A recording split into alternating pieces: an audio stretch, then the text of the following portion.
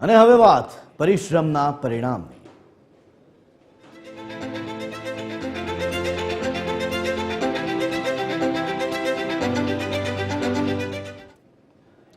ગુજરાત શિક્ષણ બોર્ડના ધોરણ 10ના વિદ્યાર્થીઓ માટે આજરોજ ખૂબ જ મોટા સમાચાર સામે આવ્યા હતા, કારણ કે આજરોજ તેઓનું પરિણામ જાહેર થયું. બોર્ડની વેબસાઇટ પર આ પરિણામ જાહેર કરવામાં આવ્યું હતું. આ વખતે 83.08% પરિણામ આવ્યું છે.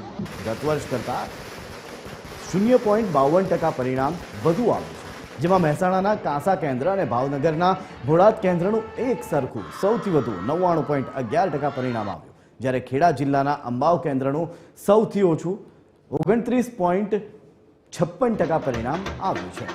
જોકે સૌથી વધુ પરિણામ ધરાવતો જિલ્લો બનાસકાંઠા 89.29%, તો સૌથી ઓછું પરિણામ ધરાવતો જિલ્લો ખેડા 72.55% રહ્યું છે, જેમાં 1574 શાળાઓનું પરિણામ 100% આવ્યું, જ્યારે 30%થી ઓછું પરિણામ ધરાવતી શાળાઓ 45 જેટલી હતી, જેમાં અંગ્રેજી માધ્યમનું પરિણામ 92.58% છે, જ્યારે ગુજરાતી માધ્યમનું પરિણામ 81.79% છે, જેમાં હિન્દી માધ્યમનું પરિણામ 76.47%, જેમાં નિયમિત વિદ્યાર્થીઓનું પરિણામ 87.24% આવ્યું છે.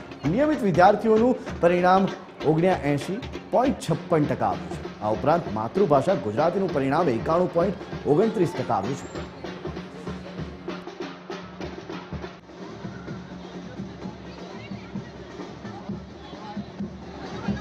માર્કશીટમાં રહેલા ગુણ કરતા વ્યક્તિમાં રહેલા ગુણ સદગુણ વધારે મહત્વના છે.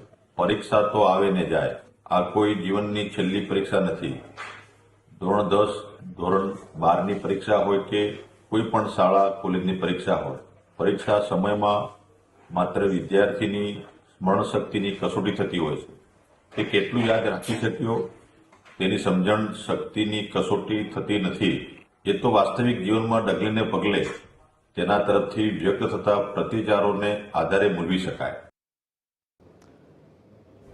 ગુજરાત શિક્ષણ બોર્ડના ધોરણ 10ના વિદ્યાર્થીઓનું પરિણામ જાહેર કરાયું. બોર્ડની વેબસાઇટ પરથી આ પરિણામ જાહેર કરાયું હતું, જેમાં છોટાઉદેપુરની ગરીબ પરિવારની દીકરીએ શ્રેષ્ઠ પરિણામ મેળવ્યું. આર્થિક પરિસ્થિતિમાં નબળી છતાંય દીકરી સારા ટકા લઈને આવી. દીકરીએ 94.83% લઈને આવી અને પોતાના પરિવારનું નામ રોશન કર્યું. આ તરફ રાજપીપળાની દીકરીનો પણ ગુજરાતમાં ડંકો વાગ્યો. અપેક્ષા દેશમુખનો રાજ્યમાં બીજો અને જિલ્લામાં પ્રથમ નંબર આવ્યો. અપેક્ષા દેશમુખે 99.98 PR અને 98% મેળવ્યા છે. આ તરફ સુરત આવાસમાં રહેતા ગરીબ પરિવારના નીત કટકિયાને 92.50% આવતા પરિવારજનોમાં ખુશીનો માહોલ સર્જાયો હતો. ઘરની આર્થિક સ્થિતિ નબળી હોવા છતાં મહેનત કરીને સારું પરિણામ મેળવ્યું છે. ત્યારે નીટના પિતા એમ્બ્રોઇડરીમાં કામ કરે છે.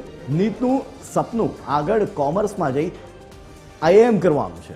આ ઉપરાંત અન્ય એક વિદ્યાર્થી વૃંદા લખાણી નામની વિદ્યાર્થીનીને ધોરણ 10માં 99.99% મેળવ્યા છે. વૃંદાના પિતા રત્નકલાકાર છે અને માતા હાઉસવાઇફ છે. અમદાવાદમાં રિક્ષા ચાલકના પુત્રએ સૌથી વધુ માર્ક્સ મેળવ્યા. રિક્ષા ચાલકના પુત્રએ ધોરણ 10માં કુલ 600 માર્ક્સમાંથી 586 માર્ક્સ પ્રાપ્ત કર્યા. વિજ્ઞાનમાં 100, સંસ્કૃતમાં 100 અને ગણિતમાં 96 માર્ક્સ મેળવ્યા. પિતા રિક્ષા ચલાવે છે અને માતા ઘરકામ કરી ગુજરાન કરે છે.